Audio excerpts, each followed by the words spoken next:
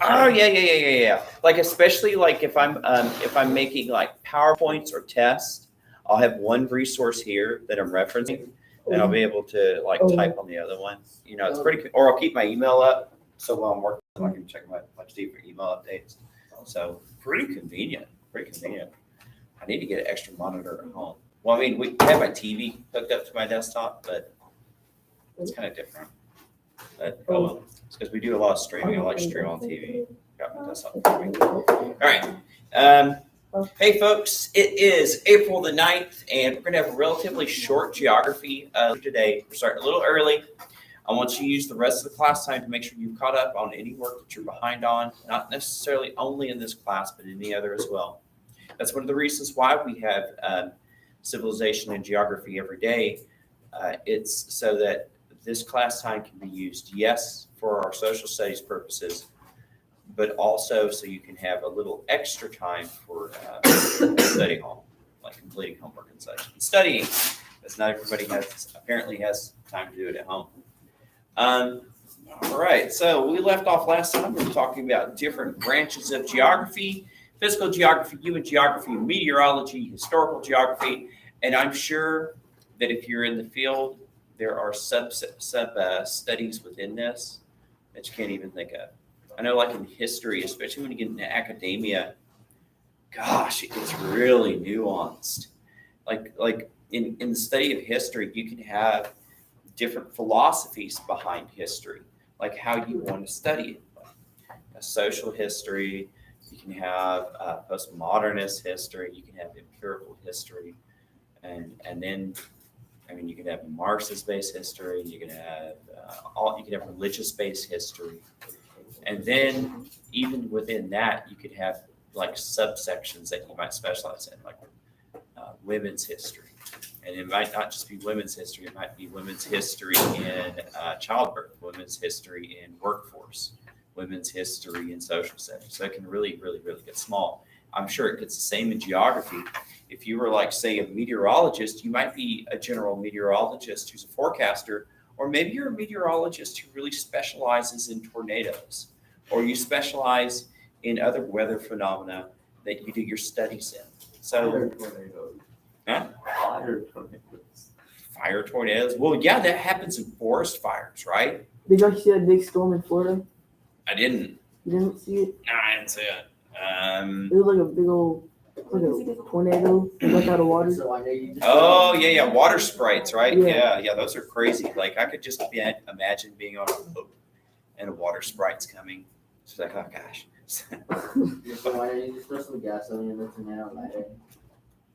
No, like fire tornado. It's like it's what it has to do with like the temperature variance. How would you be close enough for a tornado? Really jump in. The thing is, it takes like really intense heat and flame, and that the tornadoes produce so much oxygen into it. I don't think gasoline would be enough of an accelerant to set a tornado on fire. So, well, yeah, it's a tornado. That's what they do.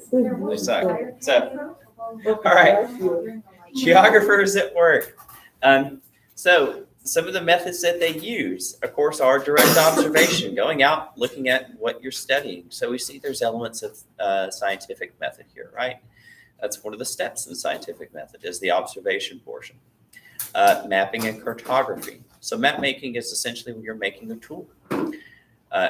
And of course, you might want a geographer to make maps to help out other fields. So you might hire a geographer if you are,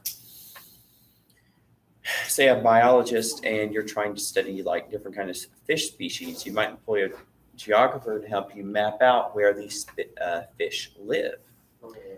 Interviewing primary sources, find out how people feel about certain places. And so this is something that a lot of different fields do. Historians will often do that more so these days. It's becoming more and more in vogue for historians to use oral history, because there are a lot of people in the world still to this day who might not be literate.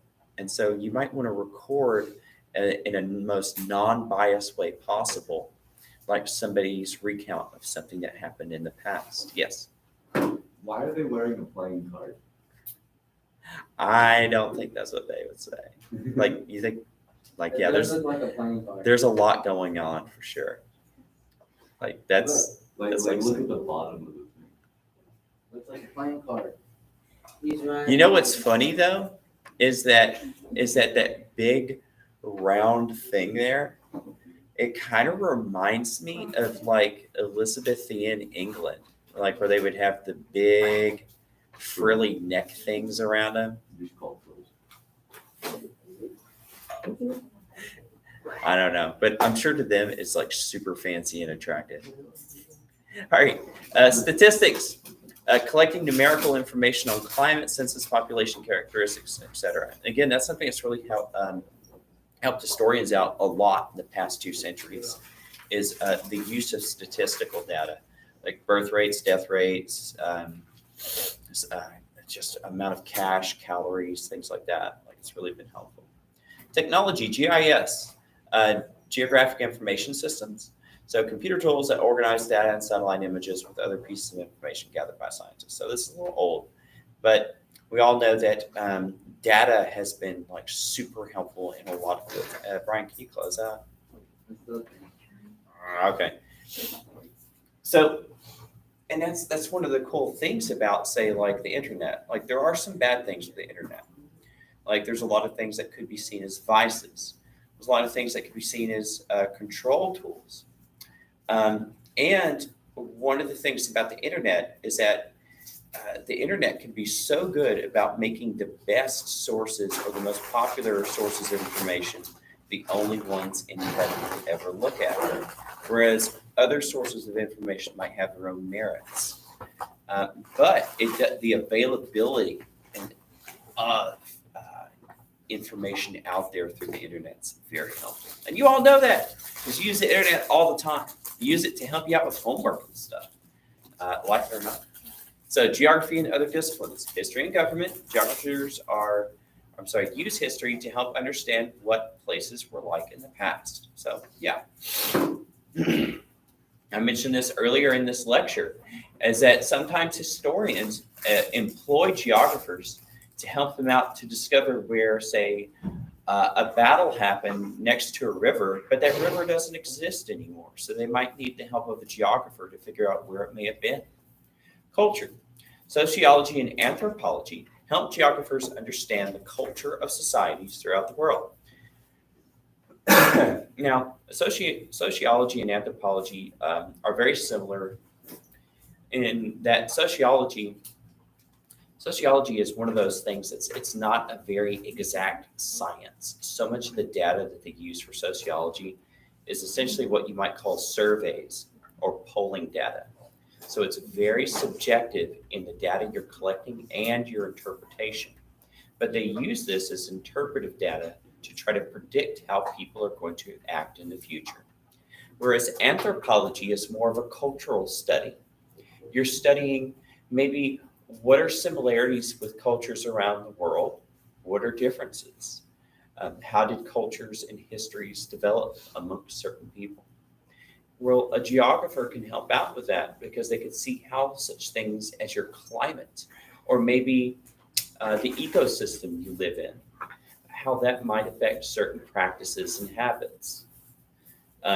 Like, for example, early Christianity in, say, like the 800s, whenever they, let's say, like in 800 on Christmas Day, it really blew people's minds that Charlemagne was anointed as a king. Well, that was like a very Old Testament thing. They used to anoint kings with oil. But Germanic people didn't really have oil. Things like olives weren't around, and they didn't have presses in order to get other kinds of oil either. And so, like, people thought, wow, that's kind of a weird thing. Why is he dumping that stuff on that guy? But that explains the culture and geography. They didn't have wine. They had beer. And it was because grapes just didn't grow well there yet, though they will bring in grapes that will grow there later. Economics helps geographers understand how nations use their resources. So I think that's pretty self-evident. There are certain resources that are in some areas, such as wood, that might be more scarce than others. Geography as a career. There are various careers related to geography, such as meteorology, government, education, blah, blah, blah, blah, blah. I mean, yeah, but that's the thing about education is like, the state of education now, you don't have to really even be very well educated in the thing you're teaching, which I've never liked that. I've always been a believer that if you're going to teach something, you should at least have an education in it. Hold on. Okay, holding on. I think we'll do just one more. Keep up with our promise to keep it short. I can't, it's so low. Why are you holding the pencil like that?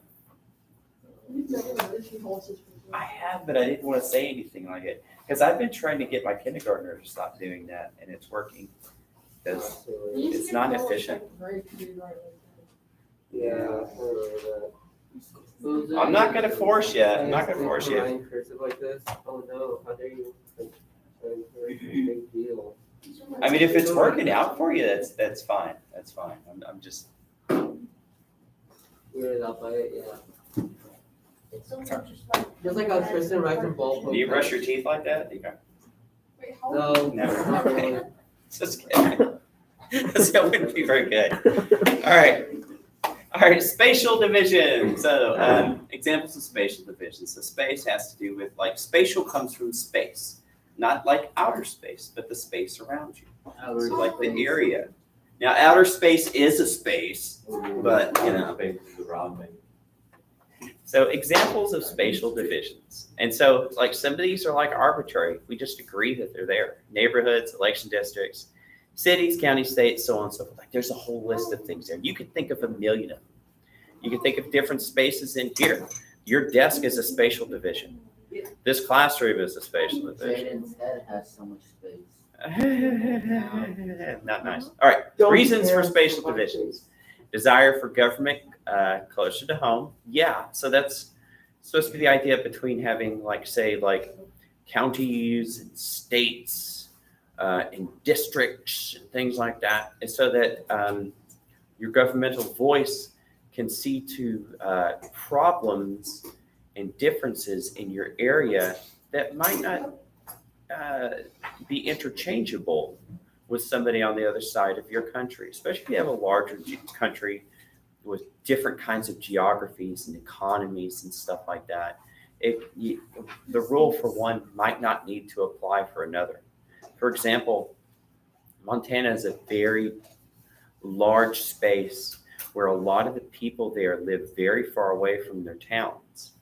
So their highways, a lot of their highways don't have speed limits. You can drive as fast as you want to as long as you're safe because there's no one else on the road for like miles. Is that even a thing? Being as fast as you want and safe? Yeah, pretty much. But I mean, like, You can only like- get yourself killed. I mean, yeah, it's like, the thing is though, they have a really long winter and stuff. So sometimes their highways are just really iced and snowed in. So, I mean, you're not going to go like that fast anyways, a lot of times, like maybe in the summer. There's also no speed limit on the Autobahn. That's right. But I mean, every time I've ever been on the Autobahn, it was like packed. And it like didn't really matter. Just be like, stop, go, stop, go, stop, go. And I was excited too the first time I went. I was like, oh man, this is gonna be awesome. And it was like, Mr. Weiner. so, yeah. Mr. Weiner. And there's no cops, there's no speed limit. Ooh, okay, no, that's Wrong. I mean, you just can't say just because the enforcement isn't in front of my face that the law doesn't exist. You know, that's, you might can say that I can get away with breaking it, but you can't say it doesn't exist. It exists. You won't get in trouble for it at that moment. Well, you think so? You think so? Like cameras and stuff. I mean, the thing is, you got to watch out because traffic cameras are becoming more and more common, and maybe one day they'll put something in your car that can see what you're doing. You know. Yeah, that's kind of weird. Yeah, it would make me uncomfortable. Yeah. Why? Because no one has the right to monitor my privacy. or my independence. Not doing anything wrong. Well, yeah, that's fine, but that's what fascists say whenever they're searching your house before they put you into the death camp. So only wicked people have ever said that kind of thing. You can't just call someone a fascist. Let's say what again? You can't just call someone fascist as an argument. I can't, but I can say that historically fascists have done that. So I can also say that totalitarian governments across the left and the right have done that similar thing. If you're not doing anything wrong, you have nothing to fear. But you have no right. So if you have no right, then what's the big deal? It infringes upon my personal rights, especially as far as my culture here goes. So it's like, it's inalienable. And if we all live by that, we'll be a lot more peaceful. I think that it's wrong to treat people based on the assumption that unless you're monitoring them, they're going to do wrong. If you don't give people leeway, then they won't have a chance to do right either. Or they will like follow the law properly. Well, yeah, People anyway will be. but why is the law the highest regard? I mean, law is arbitrary. It's a matter of controlling people, but it's a matter of controlling people arbitrarily. It's not even with their consent. It comes with it comes with enforcement and punishment. It never comes with something good or a promise. And also there's people where they want people to. Well, that could be good or bad, because if you want to break a law, it could be because you're rebellious, and that's a bad thing. Rebellion for the sake of rebellion is a bad thing. But if you want to break a law because you see it as an unjust law, like let's say it's a law that, like let's say you have a law that has it where you have to break a higher tenet of yours. Like let's say my religion is more important to me than say a law made by a person. Well, then you would have to go with one over the other. Otherwise, your religion would not really be your religion. It would just be kind of like something you just play with. But Even if it goes against your religion. say what? You have to follow laws even if it goes against your religion or humanity. Why? You have to, it's a law. You have to because it's a law. Why? They told you to. They told you to. Why? To. Why would I listen to something that someone told me to? I mean, I don't know. Authoritarianism, I mean, I have no reason to respect it. Like, just because it tells me to. Just because it tells me to with threat of punishment. Like, I don't care. Then I'll be punished. But I won't care. I mean, like, why would I listen? I don't know. Like, I would need, that's why I think the best way to obey a law is with consent. If I consent to the law, then I understand it, I agree with it, and I'm morally obliged to follow that law. But if it only comes from a place of authority, then I'm obliged to question it. And if my answer to that question is that this is immoral, I'm obliged to ignore it, or in some cases, break it on purpose. But if it is moral, then I'm obliged to follow it. I mean, one makes the laws, you can't choose whether or not to follow them. but then I'm making a reference only to experts. And just chooses whether or not a law is moral or not, whether or not they follow it. It would be complete anarchy because people just decide that they it don't is like not the law. complete anarchy, because that's how things are. That's what heroes are made of. Heroes are made of people who question these things with a good moral foundation. And then with that moral foundation, they're able to make that distinction and then make the right choice. Going along with things, it ends up in a terrible place every time. And this is found from society to society to society. And it could even be here. You mean a terrible place. Say what? You mean a terrible place. I was following laws. It was a bad situation. Following the laws doesn't necessarily equate to that, but it can. That's why you have to be a conscious person. If you're obedient, you're a servant. And a servant simply goes where they're told, for their good or their ill. But people with power who have the libido dominant, the lust for power, they don't care about you. They will make laws to hurt you just to use you. This is an ancient principle going all the way back to the 400s AD. The citizen base is hurting. Say what? The citizen base is hurting. That's the citizen base significantly. So the citizen base is hurting itself? It could. I'm talking about they can't find the rest of it. I can't hear you, Tristan. You gotta speak up, bud. Hey, folks, that's gonna end it for today. I'll talk to you later. Citizen base significantly, otherwise they hurt themselves. It is their confidence.